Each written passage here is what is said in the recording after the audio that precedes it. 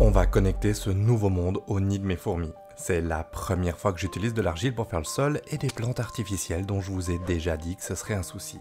Alors, est-ce que ça va leur plaire ou est-ce que c'est le début des problèmes? C'est probablement le début des problèmes.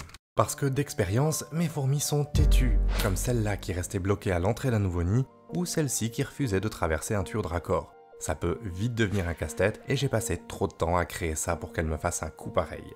Alors aujourd'hui, c'est le suspense complet. J'espère que je vais pas avoir de mauvaises surprises et que j'ai pas fait tout ça pour rien. Allez, on va découvrir ça ensemble. Pour rappel, mes fourmis ont besoin d'un monde pour partir à l'aventure et sortir leurs déchets. C'est l'aire de chasse. L'ancienne était vraiment pas terrible et il leur en fallait une nouvelle. C'est la première fois que j'en crée une comme ça et je suis autant hypé que tendu de voir ce que ça va donner.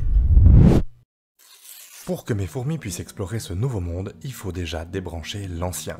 Avec une autre colonie, j'avais pas été assez rapide et des aventurières en avaient profité pour explorer le vaste monde. Après, c'est un peu galère de les rattraper. Alors, attention, on bouche le premier tuyau, on débranche le tout et c'est tout bon. Et je m'améliore en fait. Évidemment, ça leur plaît pas, je leur ai coupé l'accès au nid. Va pas falloir les faire attendre trop longtemps.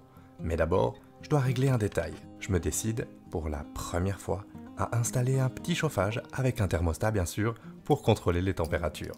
Et oui, au printemps, il y a eu des coups de froid où j'habite et le développement de mes fourmis s'est presque arrêté. Les pauvres, elles ont dû croire que l'hiver était de retour et j'ai pas envie de leur infliger ça.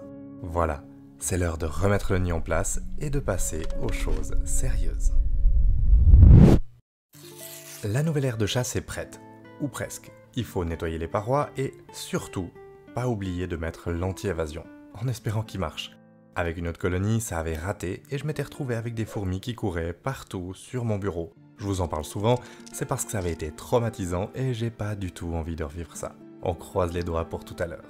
Ah, et on met une plateforme. Je me réjouis tellement de voir mes fourmis grimper là-dessus, j'espère que ça leur plaira autant qu'à moi. Allez, on y est presque. On pense bien à fermer les accès latéraux et à préparer le raccord.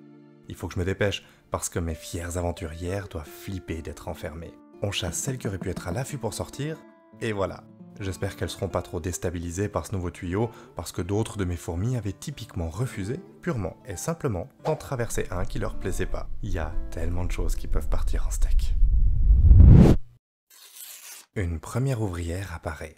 Elle hésite. Et s'élance à l'assaut du monde. Quelle tête brûlée! Tout ça pour se retrouver coincé par ce bout de coton. Misère. Comment sortir de là?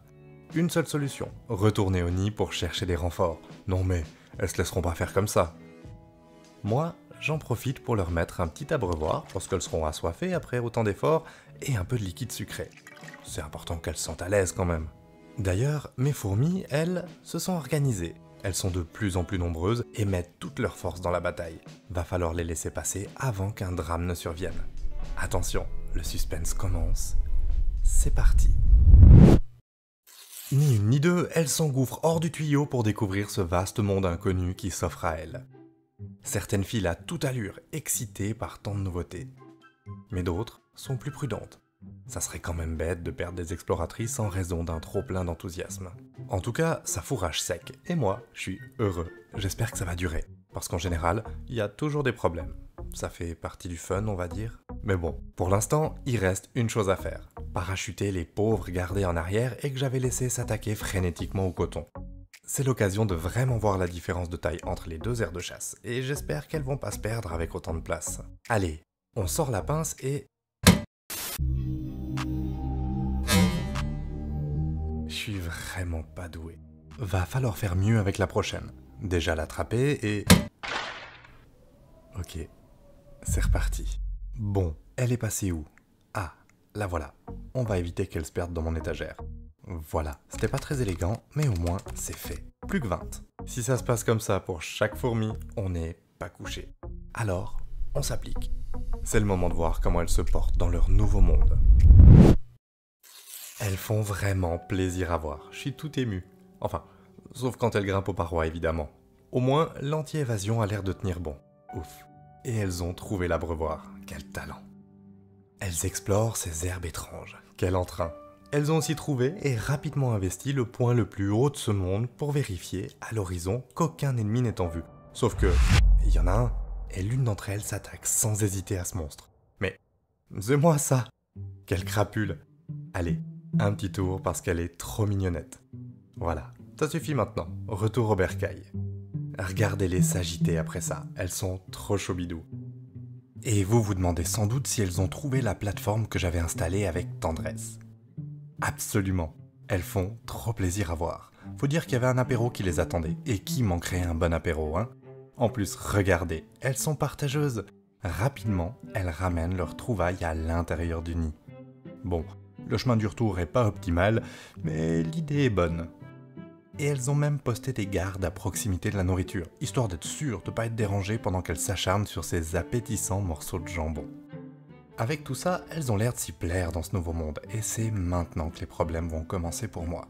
Vous pensiez quand même pas qu'on allait s'en sortir aussi facilement, non? J'ai commencé à entendre des bruits étranges. Vous les entendez aussi? C'est assez inquiétant. En plus, mes fourmis ont trouvé des endroits ennuyeux pour leurs déchets, ce qui va me causer des soucis. Je vous parle de tout ça dans une prochaine vidéo.